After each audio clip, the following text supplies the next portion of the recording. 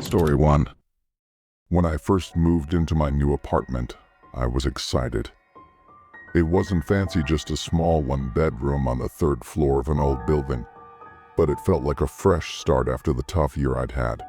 Quiet neighbors, thick walls, and a nice view of the street below. Everything seemed perfect, but there was one strange thing about the place: the phone in the kitchen. It was an old rotary phone, the kind you'd see in old movies, mounted right on the wall like a relic from another time. When I asked the landlord about it, he just smiled and said, "It's part of the building's charm." I didn't think much of it after that. The first few weeks in the apartment were peaceful. I unpacked, settled into my new space, and started to feel at home. Then one night, as I was brushing my teeth before bed, the phone rang. I froze. I had forgotten the phone even worked. It had been silent since I moved in. Who could be calling? I hesitated, then slowly picked it up. "Hello?" I said, my voice shaking a little. At first, there was nothing but static. Then, a low, scratchy voice whispered, "I'm watching you." My stomach dropped, and a chill ran through my whole body. I slammed the phone down and tried to calm myself. It's just a prank, I thought. But as I lay in bed that night, staring at the ceiling, I couldn't shake the feeling that someone was out there, watching me. The next night it happened again. I was just about to start a TV show when the phone rang. My heart raced as I stared at it from across the room. This time I let it ring and waited for it to stop. Later, when I checked the voicemail, I felt my chest tighten. All I heard was static, faint breathing, and then a whisper, "Why don't you answer?" I didn't sleep that night. Every creak in the apartment made me jump, and I kept checking the locks on my doors and windows. I left the lights on in the kitchen, hoping it would make me feel safer, but it didn't help. The calls didn't stop. Each night, the voice on the other end grew bolder. Sometimes it whispered my name. Other times, it said chilling things like, "I'm here," or "You can't hide." I tried to ignore it, but it was impossible. I told the landlord about the calls, hoping he'd take me seriously, but he just shrugged it off. "It's probably some kid playing a prank. Unplug it if it's bothering you," he said with a dismissive wave. That's when I made a horrifying discovery. The phone wasn't plugged into anything. There was no cord, no jack, nothing. It shouldn't have been working at all. One night, the phone rang again, louder and more urgent than before. It was past midnight, and the sound cut through the silence like a knife. I wanted to ignore it, but something inside me said I had to answer. With trembling hands, I picked up the receiver. "Hello?" I whispered, barely able to get the word out. This time the voice was clear and sharp. "I'm inside." My blood turned cold. I froze, gripping the phone so tightly my knuckles ached. Then, out of the corner of my eye, I saw a shadow moving outside my bedroom door. I grabbed the nearest thing I could find, a heavy lamp, and slowly crept toward the door. My heart pounded so hard I thought it might burst out of my chest. With a deep breath, I flung the door open and swung the lamp as hard as I could. The hallway was empty. I let out a shaky laugh, thinking maybe I was losing my mind. But then I heard a creak on the floorboards behind me. I spun around and froze. There he was. A man, pale and thin, with hollow eyes and a twisted grin, stood in the doorway. He lunged at me, and I screamed, swinging the lamp again with all my strength. It hit his shoulder, making him stumble back just enough for me to run. I bolted out of the apartment, yelling for help. A neighbor opened their door, and soon the police arrived. They searched the apartment, but the man was gone. What they found made my skin crawl. The kitchen window had been forced open, and the phone was ripped off the wall. The receiver hung by a torn cord, swinging slightly as if it had just been used. I moved out the very next day. I didn't care about breaking my lease or losing my deposit. Whatever that man wanted, I wasn't going to stay long enough to find out. Even now, I can't look at an old rotary phone without feeling a deep sense of dread. Sometimes, late at night, I wonder if it was all just a coincidence, or if that phone was waiting for someone like me all along. Story 2. In the summer of 2003, I was a college student, fresh out of my sophomore year, when I got an unexpected opportunity. My family ran a small but steady business selling health products, and I had just been assigned the responsibility of attending an international trade show in Chicago.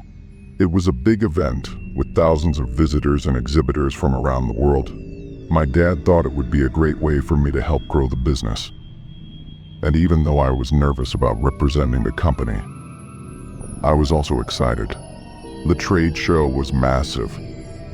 The exhibition hall stretched as far as the eye could see, lined with booths and banners from companies of all shapes and sizes. It felt overwhelming at first, but as I settled in, I fell into a comfortable routine. Greet visitors with a smile, hand out brochures, chat briefly about our products, and answer a few questions. The show was all about networking, and I was getting the hang of it until the moment he walked up. He was a middle-aged man, a bit shorter than average but well-dressed in a dark suit. At first glance, there was nothing particularly striking about him. He had a calm, neutral expression, and his eyes gave off a sort of controlled intensity, but nothing to make me think that he would cause any trouble. He introduced himself as Mr. Douglas, the owner of a pharmaceutical business. We began talking about my family's company and the work we did. Mr. Douglas seemed genuinely interested in our products, asking insightful questions and making thoughtful comments. I thought, this is just another conversation with a potential business partner. But it didn't take long for the tone of the discussion to change. "I don't know if it's appropriate to say this," he said, his voice lowering slightly, "but you're one of the most beautiful women I've ever seen." His words caught me off guard. I forced a polite smile, trying to brush it off as a harmless compliment. But he didn't stop there. "I mean it," he continued, stepping a little closer to my booth. His voice was oddly smooth, like he was trying to charm me. But there was something about it that made me uncomfortable. "A woman like you deserves the best in life. Someone who can offer you everything." I quickly realized this wasn't a business pitch anymore. He wasn't talking about products or services. He was talking about me. I felt a slight chill run down my spine. I tried to keep my composure, but I had to redirect the conversation back to the business at hand. "Well, thank you for the compliment," I said, keeping my tone professional. "But we're here to talk about our products, not personal matters." But he wasn't listening. "I've worked hard all my life," Mr. Douglas went on, now looking at me with a strangely intense gaze. "I've built something successful, and I can tell you're a woman who knows what she wants. Someone like you deserves more. You could have a life without worry, without needing to work another day.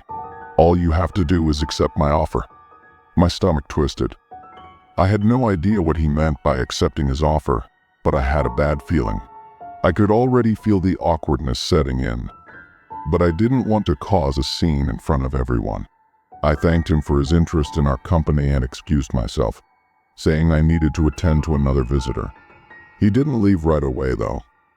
As I turned to help someone else, I noticed he slid a business card across the table, his fingers lingering just a little too long on the edge of the card. "Think about it," he said, his voice calm but insistent. "I'll be back tomorrow. I'd love to discuss this more." I nodded, trying my best to act as if I hadn't just been hit with a proposal I had no interest in. "Sure, I'll think about it," I said, though in my mind I was already planning to forget the whole thing. I was relieved when he walked away, thinking that I'd probably never see him again. But that evening, something strange happened. It was about 8 p.m. when my dad handed me the phone. I could hear a man's voice coming through the line, smooth and persistent. "Hello, is this Ms. Thompson?" the voice asked. "Yes," I said, a bit confused. "Who is this?" "It's Mr. Douglas." "I hope I'm not disturbing you," he said. I just wanted to invite you to dinner. I think we should talk more about your future.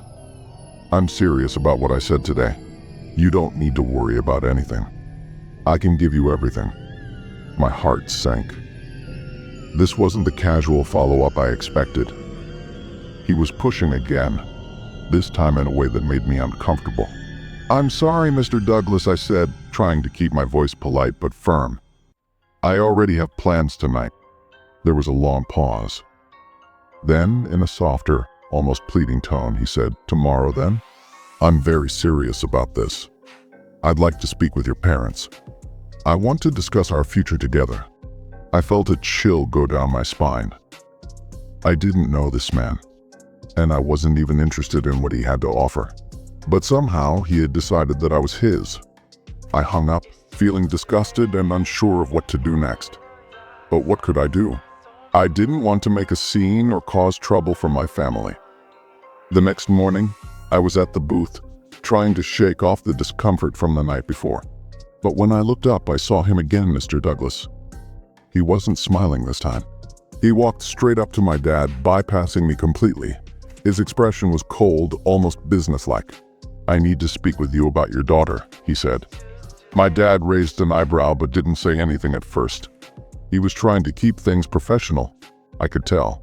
But Mr. Douglas kept talking, his voice low and urgent, giving details about his business, about how much money he had, and how he wanted to take care of me. "That's enough," my dad finally interrupted. His tone was sharp, protective. "This is a trade show, not a dating service. My daughter is not interested, and neither am I. I suggest you leave." Mr. Douglas hesitated for a moment, as if deciding whether to argue or make a scene. Then, with a curt nod, he turned and walked away without another word. For the rest of the trade show, I couldn't shake the feeling that he might show up again. I kept glancing over my shoulder, half expecting him to pop up from behind another booth. But he never did. Even now, looking back, I can't help but feel unsettled. His persistence, his absolute belief that he could just insert himself into my life, left a lasting impact. It's strange, you know? How someone can believe they're entitled to someone else's time, attention, or even affection just because they have money or power. The whole experience made me realize just how far some people will go when they think they can get what they want. I'll never forget that man. I don't know if he was truly dangerous, but his presence felt wrong. Even years later, I can still remember his voice, calm and persistent, always coming back, always pushing. And I've never been to another trade show without wondering if one day I might run into him mine. Story 3. You know those rare evenings when life feels like it's finally under control? The kids are in bed, the house is quiet, and for once you actually get a moment to breathe? That was my night, at least. It was supposed to be.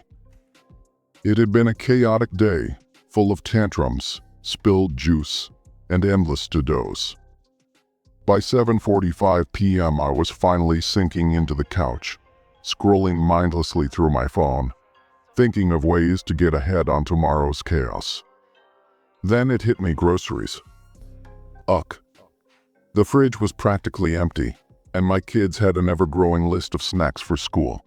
That's when I remembered hearing about Capcut, a new same-day grocery delivery service everyone was raving about. Their promise? Order by 8 p.m. and your groceries would arrive before 10. Perfect. I opened the app, quickly added some essentials: milk, cereal, batteries for the chirping smoke detectors, and hit submit. The confirmation popped up instantly. Your order will arrive by 10 p.m. I felt relieved. One less thing to worry about tomorrow. But little did I know, that simple grocery order would spiral into one of the most terrifying nights of my life. The house was unusually still. At first, I savored the quiet. No crying kids, no toys clattering, no demands for snacks. But the silence started to feel unnatural, like the air had shifted. I tried brushing it off, just my imagination, but couldn't shake a nagging feeling of unease. At 9:30 p.m. my phone buzzed. Finally. A notification from Capcut: your order is on its way. Relief washed over me. I even thought about grabbing a snack once the groceries arrived. But 15 minutes later, another notification popped up. There's been a delay with your order. We'll notify you once it's on its way. Weird, I thought. Still, no big deal. Maybe traffic or a glitch in their system. But by 10 p.m., when the groceries were supposed to arrive, I was frustrated. I called QuickCart's customer service, hoping for a quick resolution. The line rang endlessly before someone finally picked up. "Thank you for calling QuickCart customer service. How can I assist you?" The voice was calm, polite, but something about it felt off, too measured. "I got a notification saying my order was delayed," I explained. "Can you check what's going on?" "Of course," the rep replied. But after a long pause, their tone shifted. "Ma'am, I'm sorry, but I don't see an active delivery for your account." "What do you mean?" I asked, irritation creeping into my voice. "I got the confirmation. The app said my groceries were on the way." I'll need to escalate this to my supervisor," they stammered. "Someone will call you back shortly." I hung up, confused and annoyed. What kind of delivery service loses track of an order? By 10:15 p.m. I was done waiting. I opened the app again, hoping for an update. But what I saw made my stomach drop. "Your order has been canceled." Canceled? I hadn't canceled anything. My heart started racing. What was going on? I called customer service again, my hands trembling. The line rang so long I almost hung up. When someone finally answered, their tone was cold, almost robotic. "QuickCart customer service. How can I help?" "My order was canceled," I said, my voice shaking. "I didn't cancel it." "What's happening?" Another long pause. Then they said something that made my blood run cold. The delivery driver reported an issue.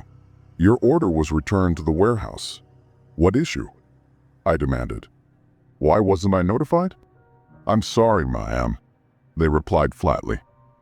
"I don't have that information." Before I could respond, the line went dead. Now I was scared. Something didn't feel right. I went to the front door, hoping maybe the groceries had been dropped off after all, and the notifications were just a mistake. But when I opened the door, there was nothing. No groceries. No delivery truck pulling away. No sign anyone had been there. Sitting at the edge of my porch was a single, crumpled piece of paper. It hadn't been there earlier, I was sure of it. My hands shook as I stepped outside and picked it up. Scrawled in shaky handwriting were 4 chilling words: "Next time, answer the phone." My stomach dropped. I bolted back inside, locked the door, and checked every window. Who had left that note? What did they mean by next time? I sat on the couch, clutching my phone, replaying the events of the night in my head. The strange delays, the unsettling customer service calls, the robotic voices. None of it made sense, and yet I couldn't shake the feeling that someone, somewhere, was watching me. The next morning I received a generic email from QuickCart. "We apologize for the inconvenience. Your refund is processing, and you've been issued a 10% discount on your next order." No mention of the canceled order. No explanation for the terrifying note. To this day, I don't know what really happened.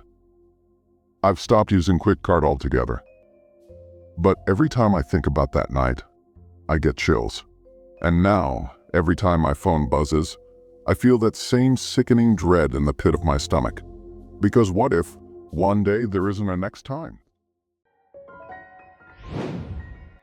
Story 4. When I got my first job as a night shift operator at a call center, I was just grateful to be employed. The job wasn't glamorous, but it was steady, and the office was usually quiet. We handled after-hours calls from medical offices, therapists, and even some small businesses. It was mostly routine scheduling appointments, forwarding urgent messages, or answering basic questions. The call center itself was in an old, slightly run-down office building downtown. The kind of place with flickering fluorescent lights, squeaky swivel chairs, and the constant hum of ancient computers. There was one thing about the place that stood out, though: Line 3. Unlike the other lines, Line 3 never seemed to get calls. In the 6 months I worked there, it had never lit up, not once. My supervisor, a laid-back guy named Greg, said it was disconnected years ago, but no one ever bothered to remove it from the system. "Don't worry about it," he told me with a shrug. "It's just dead air." But one quiet night in October, Line 3 came to life. It was around 1:15 a.m., and I was halfway through my shift. The office was dead silent, except for the faint hum of the AC. I was scrolling through emails when the phone rang. I glanced at the monitor and froze. At first I thought I was imagining it. I even leaned closer to the screen to double-check, but the blinking light was real, and the soft trill of the phone echoed in the empty room. I hesitated before answering. My heart was pounding, but I forced myself to pick up the receiver. "Hello, this is Bayside Answering Services. How can I assist you tonight?" For a moment there was nothing, just static. I thought it might be a glitch, but then, through the crackling, I heard it, a faint, trembling whisper. "Help me." The voice was soft, almost childlike, but distorted, like it was coming from far away. "Excuse me? Could you repeat that?" I asked, trying to keep my voice steady. "Help me, please." My stomach dropped. Something about the tone, it wasn't just scared. It was desperate. Before I could say anything else, the call abruptly ended. The line went dead, and the office was silent again. I sat there for a moment, staring at the phone in disbelief. It had to be a prank, I told myself, or maybe a technical error. But I couldn't shake the eerie feeling the call left behind. 15 minutes later, line 3 rang again. This time, my hands trembled as I picked up the receiver. "Hello?" The static was louder now, hissing and crackling in my ear. Then, the same voice came through, closer this time. "Why didn't you help me?" My blood ran cold. "Who is this? Are you in danger? I need more information to help you." The whisper turned into a sob. "It's too dark. I can't breathe." I was about to ask where they were, but the call cut off again. My heart was racing, and my palms were slick with sweat. I checked the call log on my monitor, hoping for a number I could report, but all I saw was unknown. I flagged it for my supervisor and tried to focus on other tasks, but my mind kept returning to that voice. The pain, the fear, it sounded too real to be a prank. Over the next hour, line 3 rang 3 more times. Each time, the voice grew more frantic, more desperate. "She's coming," it whispered during the third call. "She's here." I asked again for their location, but the line went dead. I started checking over my shoulder, half expecting to see someone standing behind me. The final call came just after 3 a.m. This time the voice was sharp, almost angry. "It's your fault," it hissed. "You didn't help me. Now it's too late." My skin prickled, and I felt a chill run down my spine. I hung up quickly and tried to shake it off, but then I noticed something strange. The room had grown unnaturally cold. I glanced around and saw my breath fogging in the air. A shadow flickered across the far wall, too tall to belong to anyone in the office. The next night, I almost called in sick, but I convinced myself it was all in my head. Maybe I was just tired or imagining things. But at 2:30 a.m., line 3 lit up again. I didn't want to answer, but something compelled me to pick up the receiver. "Hello?" This time the voice was crystal clear. "I'm inside." I froze. My hand tightened around the phone as I slowly turned my head. Out of the corner of my eye, I saw movement, a shadow flitting across the glass door that led to the break room. I stood up, my heart pounding, and grabbed the nearest object, a heavy stapler. I crept toward the door, trying to convince myself it was just my imagination. But then I saw it. A figure was standing in the break room, staring at me. Its face was pale and featureless, and its head tilted unnaturally to the side. I stumbled back, dropping the stapler. The figure moved closer, its head twitching as it approached the door. I didn't wait to see what it wanted. I ran out of the office, screaming for help. The next day, I quit my job. My supervisor tried to laugh it off, saying it was probably a prank or a trick of the light. But I knew what I saw. A week later, I heard that the call center had been shut down.